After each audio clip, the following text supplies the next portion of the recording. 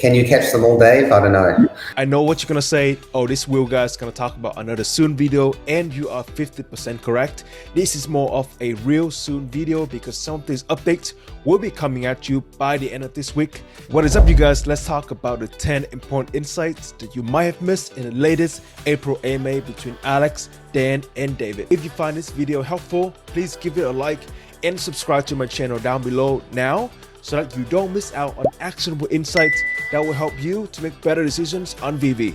Let's get to it. Number one is a very big news, and I bet if you are a Star Wars fan, you will be very happy. If you watch the AMA video, everything about David's setup screams Star Wars. We have Darth Vader, the lightsaber, the Star Wars comic, and we may have another Star Wars drop on May the 4th. I've seen many collectibles drop after this AMA, even Todd got below 4K, and as a Todd owner, I'm not very happy about it. But apparently, people are preparing for this major drop, and you should too. Keep in mind that this is not a financial advice, and the drop has not been confirmed yet, but these events don't happen very often.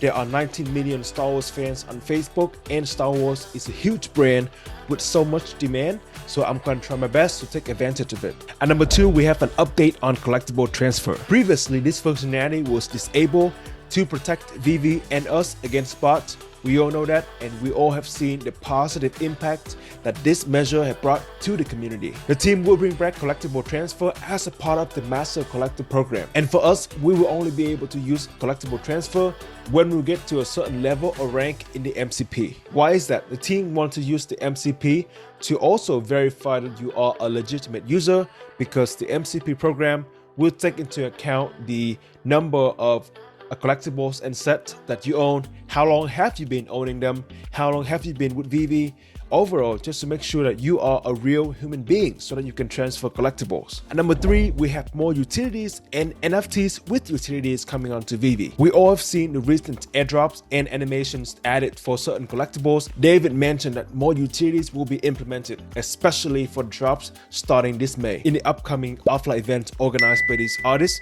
owning a collectible might be a ticket for you to enter the event. I think this is pretty similar to the fact that owning a VeFriend can give you access to VCon organized by Gary Vee. So if you own NFTs from independent artists on VeVe and you're thinking about paper handing them, think twice. Speaking of offline events, this will be very exciting for you if you want to meet and hang out with the team in real life. There is a confirmation that VeVe will show up in at least 3 offline events this year. The first 2 will be Decons Anaheim and London. The one in Anaheim will take place around November, which is the same time as last year, and the one in London will take place in September. Alex also mentioned that the 3rd event will happen in the Los Angeles area this summer, so keep an eye out for that. So how will this offline event affect you?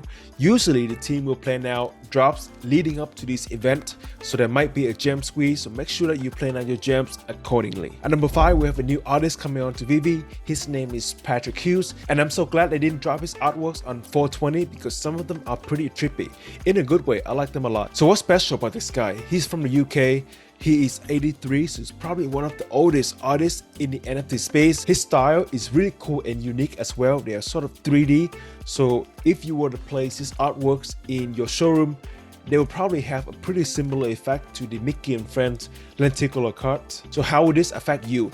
David mentioned that artworks by Patrick Hughes sold for hundreds of thousands of dollars at auction houses, and his drop on VeVe will be extremely limited. So if you can get one, good for you. Number 6 is something that you should be very happy about if you usually buy at the floor price right after a drop like I do. So previously, after a drop, when the market starts to open, VeVe is so crowded with many users that it is almost impossible to be getting things at the floor price. Sometimes you have to scroll like 6-7 times and you still can't even get it. With the reservation feature, it will be very similar to the drop experience, where if you click fast enough, you will have some time reserved for you so that you can add gems and complete the transaction. Number 7 is a very popular topic that many of us are looking forward to. By the end of this week, the first wave of users will be allowed to use the VeVe website. It's going to be through a whitelist system, and then the other groups will be allowed to come on in the upcoming days and weeks. So how do you get whitelisted? I don't know, the team hasn't confirmed yet, but I am assuming 2 scenarios. They can either do it randomly, or they can pick users with high activities in the VeVe app so that they can get more input, more data to refine the experience, to make changes accordingly, so that when the whole user base come in, everybody will have a great experience. Dan mentioned that those who are whitelisted will receive email confirmations where they can click on a link and try out the VeVe web platform. So again, the first wave of users will be trying out the web platform by the end of this week. And then in the upcoming days and weeks, more people will be allowed to try it out. So let's hope that you and I can get early access. It is my favorite. Now that the waitlist system is complete, the first waitlist drop will be a blind box of 4 letters, S-O-O-N. The letters S and N will be in white and the double O will be in blue. All of them will be fake. Just kidding. The first real waitlist drop will be a blind box of 4 letters, VeVe for VeVe. I think this is a very special drop for several reasons. First of all, this is the first ever VeVe branded drop. Secondly, all the revenue will go to VeVe and the team, so they have more money to expand and continue development work, so no licensing fee whatsoever.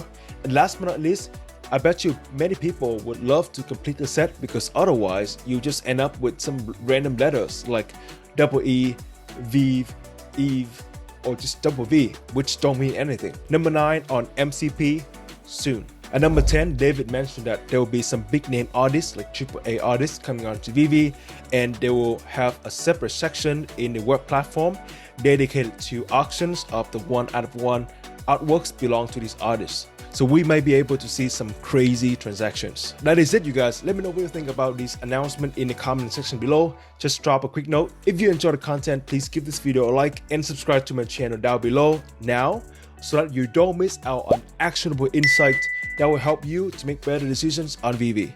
Thank you so much. I hope to see you again next time. Peace.